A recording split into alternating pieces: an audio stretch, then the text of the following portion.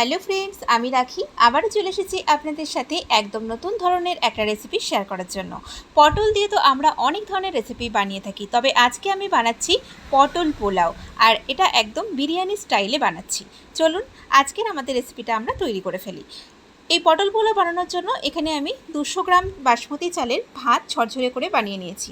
আর এখানে আমার রয়েছে 300 গ্রাম মতো পটলের খোসাটা অল্প অল্প ফেলে দিয়ে দুভাগ করে কাটা আছে।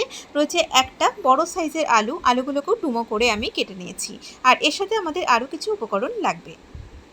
আমাদের আজকের এই পটল পোলাও বানানোর জন্য এখানে গ্যাসে একটা কড়াই বসিয়ে দিয়েছি। এবারে এর মধ্যে দিয়ে দিলাম প্রায় 1.5 টেবিল চামচ মতো রিফাইন্ড তেল।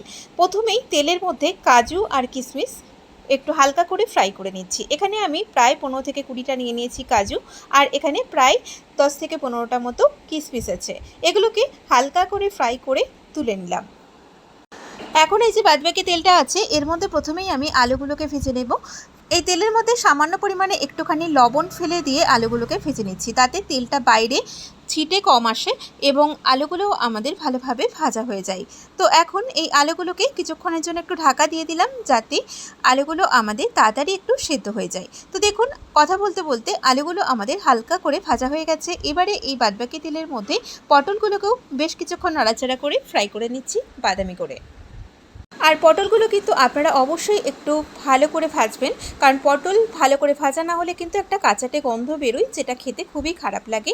পটল যে কোনো রেসিপিতে দিলেই কিন্তু সেই পটলটাকে ভালো করে ভেজে নিতে হয়। তো দেখুন, পটলগুলো আমাদের ভাজা হয়ে গেছে, এখন আমি তুলে নিলাম। আর এই যে বাদবাকি তেলটা আছে, তেলের মধ্যে ফোড়নে দিয়ে দিলাম 1 টুকরো দারচিনি, 2টো এলাচ আর 2টো লবঙ্গ দিয়ে দিলাম। এর মধ্যে 1/4 চা চামচ মতো একটু গোটা সাদা জিরে। এবারে এর মধ্যে দিয়ে দিচ্ছি একটা একটু বড় সাইজের কুচানো পেঁয়াজ। এখন এই পেঁয়াজটাকে আমি হালকা বাদামি করে ভেজে নিচ্ছি, সামান্য পরিমাণে একটুখানি লবণ দিয়ে। আমরা তো অনেক রকম পদ্ধতিতেই পোলাও বানাই, তবে আমার রিকোয়েস্ট আপনারা অবশ্যই কিন্তু এই পটল দিয়ে পোলাওটা বানিয়ে খাবেন, দেখবেন খেতে সত্যিই খুব ভালো হয়। আর অবশ্যই এটা একটু গরম গরম পরিবেশন করবেন।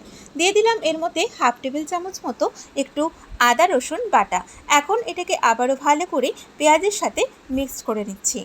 এবারে এর মধ্যে আমি দিয়ে দিচ্ছি একটা ছোট সাইজের টমেটো পিউরি। আবারও এটাকে ভালো করে একটু নেড়ে নিলাম। এখন এর মধ্যে কিছু গুঁড়ো মশলা দিয়ে দেব।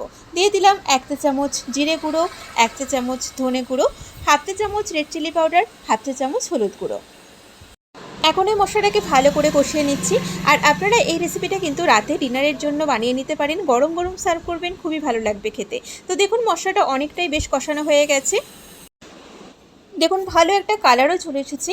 এবারে এর মধ্যে দিয়ে দিলাম 1.5 টেবিল চামচ মতো ফ্যাটানো টক দই। এই দইটাকে আবারও মশলার সাথে ভালো করে কষিয়ে নিচ্ছি। সামান্য পরিমাণে একটুখানি জল দিয়ে দিলাম, স্বাদ মতো লবণ দিয়ে দিলাম, আর দিয়ে দিলাম 1/2 চা চামচ মতো একটু কয়েকটা দানা চিনি। এখন এই মশলাটাকে আবারও একটু ভালো করে কষিয়ে নিচ্ছি। মশলাটা যত ভালো কষানো হবে তত কিন্তু আমাদের পোলাওটা খেতে টেস্টি হবে। এবারে এর মধ্যে এই ভেজে রাখা আলু আর পটলটা দিয়ে দিলাম। এখন এই আলু পটলটাকে মশলার সাথে একটু ভালো করে কষিয়ে নিচ্ছি। এটাকে 2 মিনিটের জন্য একটু ঢেকে দিলাম। ঢাকনাটা খুলে দিলাম। আমাদের এই আলু পটলটা কিন্তু খুব ভালো কষানো হয়ে গেছে। তো দেখুন, এটার মধ্যে কিন্তু খুব ভালো একটা কালারও চলে এসেছে। এখন এর মধ্যে আমি দিয়ে দিচ্ছি 1/2 চা চামচ মতো একটু গরম মশলা পাউডার। গরম মশলা দিয়ে আলু পটলটাকে ভালো করে একটু নাড়াচাড়া করে আলু পটলটাকে একটা পাত্রে নামিয়ে নিচ্ছি। এবারে গ্যাসে কড়াই বসিয়ে দিয়েছি। আবারও এর মধ্যে দিয়ে দিলাম 1/2 টেবিল চামচ মতো ঘি। ঘিয়ের মধ্যে ফোড়নে দিয়ে দিচ্ছি একটা তেজপাতা, একটা দারচিনি, 2টো এলাচ, 2টো লবঙ্গ। ফোড়নটা একটু ফ্রাই হয়ে গেলে এবারে এই যে আমার আগে থেকে তৈরি করে রাখা ভাতটা ছিল, সেখান থেকে কিছুটা ভাত আমি কড়াইতে দিয়ে দিলাম। আলু পটল কারিটাও কিছুটা দিয়ে দিলাম, কিছুটা রেখে দিয়েছি পরের লেয়ারে দেওয়ার জন্য। আমরা যেমনভাবে বিরিয়ানির লেয়ার তৈরি করি ঠিক সেই রকমভাবে এটাকে আমি সাজিয়ে নিচ্ছি। ওপর দিয়ে দিলাম আরও কিছুটা ভাত। এইভাবে একদিন বানিয়ে দেখবেন, খেতে কিন্তু খুবই ভালো হয়। আশা করি আপনাদেরও খুব ভালো লাগবে। এবারে এই যে বাদবাকি আলু পটল কারিটা রয়েছে সেটা পুরোটা দিয়ে দিলাম। এর উপর দিয়ে বাদবাকি যে ভাতটা আছে সেটাও দিয়ে দেব। ঠিক এই রকমভাবেই আপনারা অবশ্যই একদিন বাড়িতে ট্রাই করবেন, দেখবেন খুবই ভালো লাগবে। আর অবশ্যই এটা গরম গরম পরিবেশন করবেন। তো আমাদের ভাতটা পুরোপুরি দেওয়া হয়ে গেছে। এখন এখানে আমি ছোটো কাপের 1/2 কাপ লিকুইড দুধের মধ্যে কিছুটা পরিমাণ কেশর বা স্যাফরন আর একটু গোলাপ জল এর মধ্যে দিয়ে রেখেছিলাম সেটা ছড়িয়ে দিলাম। ওপর দিয়ে আরও 2 চা চামচ মতো একটু ঘি দিয়ে দিলাম এর মধ্যে। এবারে ওপর দিয়ে এই যে আগে থেকেই কাজু বাদাম আর কিশমিশটা আমি ভেজে রেখেছিলাম সেটা দিয়ে দিলাম। এখন এটাকে আমি আঁচটাকে একদম কমিয়ে প্রায় 10 থেকে 12 মিনিট মতো একটু স্টিমে রেখে দিচ্ছি। তো দেখুন আমাদের এটা কিন্তু অনেকটাই বেশ হয়ে গেছে, খুব সুন্দর একটা গন্ধ বেরিয়ে গেছে আর এটা একদম ঝরঝরে তৈরি হয়েছে। তো আমাদের আজকের এই পটল পোলাও কিন্তু গরম গরম সার্ভ করার জন্য একদম রেডি। এটা একটু ঠান্ডা হলে আরও একটু ঝরঝরে হয়ে যাবে। আপনারা চাইলে কিন্তু গোলাপ জলের সাথে একটু সামান্য 1/4 চা চামচ মতো একটু কেওড়া জলও দিতে পারেন, তাতেও কিন্তু এটা খেতে খুবই ভালো হয়। তো দেখুন এটা আমি গরম গরম প্লেটে সার্ভ করে দিয়েছি।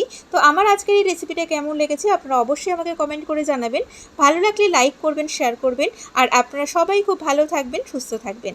আমি আবারও হাজির হব নতুন কোনো রেসিপির সাথে বা নতুন কোনো ভিডিওর সাথে। নমস্কার।